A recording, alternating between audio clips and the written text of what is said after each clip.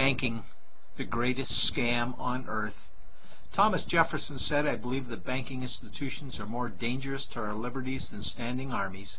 If the American people ever allow private banks to control the issue of their currency, the banks will deprive the people of all property until their children wake up homeless on the continent their fathers conquered."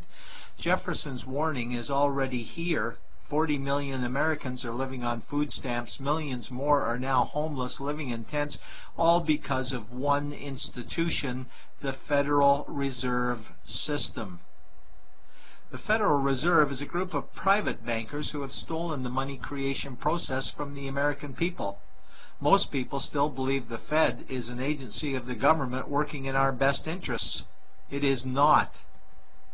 There is no greater form of evil in the world today, so let's explore the banking scam. None of us have ever been taught anything about money.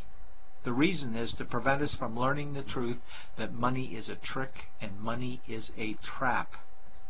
When solving any crime, there's a universal truth: follow the money. But with the banking scam, follow it backwards. Where does money come from? The world's money supply is always growing. Where does all the new money keep coming from? Money comes from privately controlled global banks like the Federal Reserve System. They create money every day, which increases the world's money supply. Because all banks are either owned or controlled by private bankers, the real question is, how do private bankers create new money? And the answer is they create it out of thin air. Bankers create money out of nothing. They make it up. It is a fiction. Wow. Godlike power to create something of value out of nothing. A stroke of a keyboard and money is created. In fact, only 3% of the world's money is even in the form of bills and coins, which means 97% of all money in the world is just numbers typed on a computer screen. This is part one of the banking scam. Money is created out of nothing. The second part of the scam is this phony money is issued as debt. What is debt exactly? Well, when you consider we work our whole lives to pay it off, you could say debt is slavery. But whose debt is this phony money? It's our debt, all of it. It's our debt when we use credit cards, we get student loans, borrow money for mortgages, all bank borrowing. And it's our debt again when the government borrows, which is each and every day. In today's world, money is debt and debt is money, and don't forget the interest charges. Money equals debt and debt equals slavery, therefore money equals slavery. Our monetary system is a carefully concealed system of slavery. Why? Because our government can create the same money for free with no interest charges, just like they used to, as the Founding Fathers designed it inside the United States Constitution for our protection against private bankers. The third part of the banking scam is very evil. When bankers create money from nothing and issue it as debt, they only create the principal portion of the debt. They do not create the money for the future interest payments. There is not enough money in existence for all of us to make our interest payments. In fact, our money creation system is even mathematically impossible.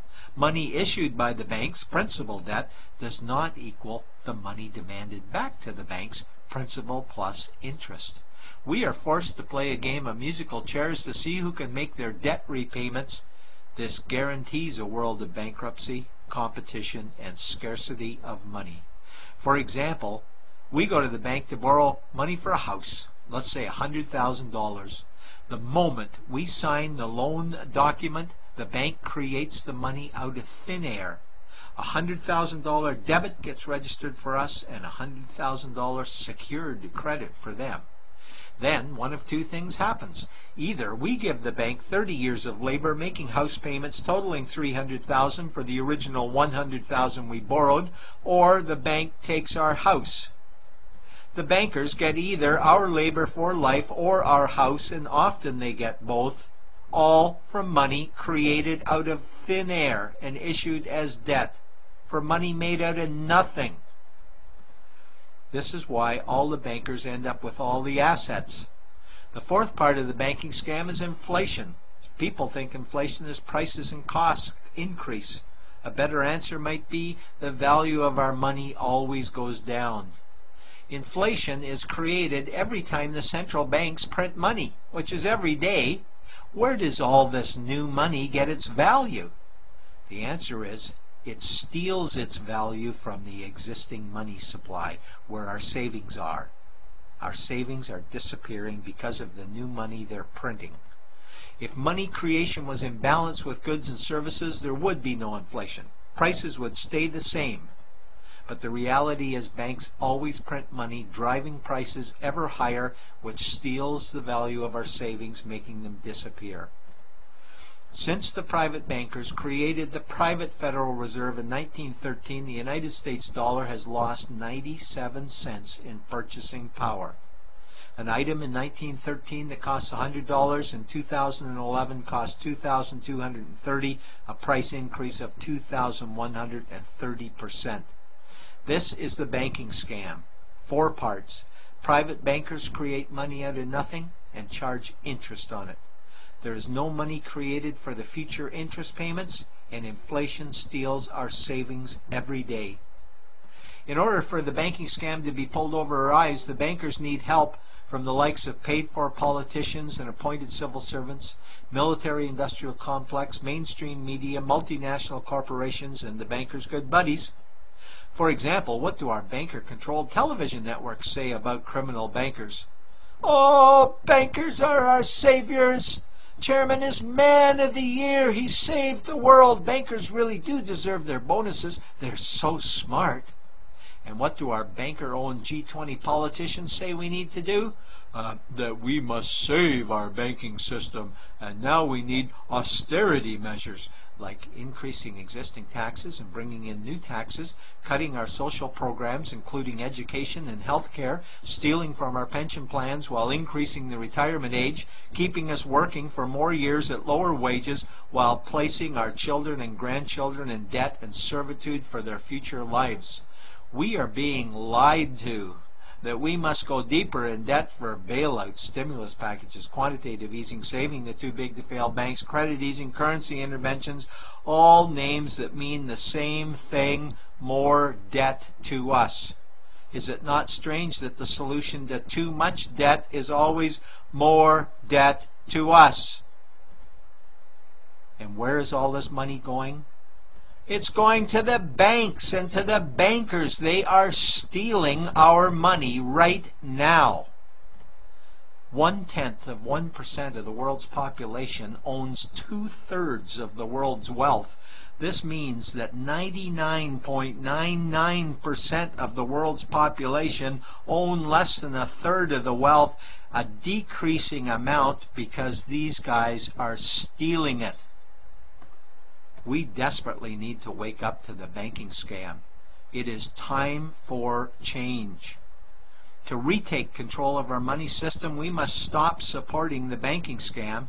Lincoln said the government should create all the currency and credit needed to satisfy the spending power of government and the buying power of consumers. Money will cease to be master and will then become servant of humanity. And Jefferson said the issuing power of money should be taken from the banks and restored to the people to whom it properly belongs. It's a pyramid scheme, and we, the people, are the bottom layers of the banking pyramid. Without our support, the banking scam collapses.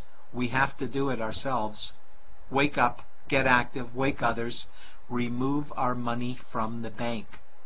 Buy gold and silver coins, get out of debt, rip up your credit cards. These actions will bring down the banking scam.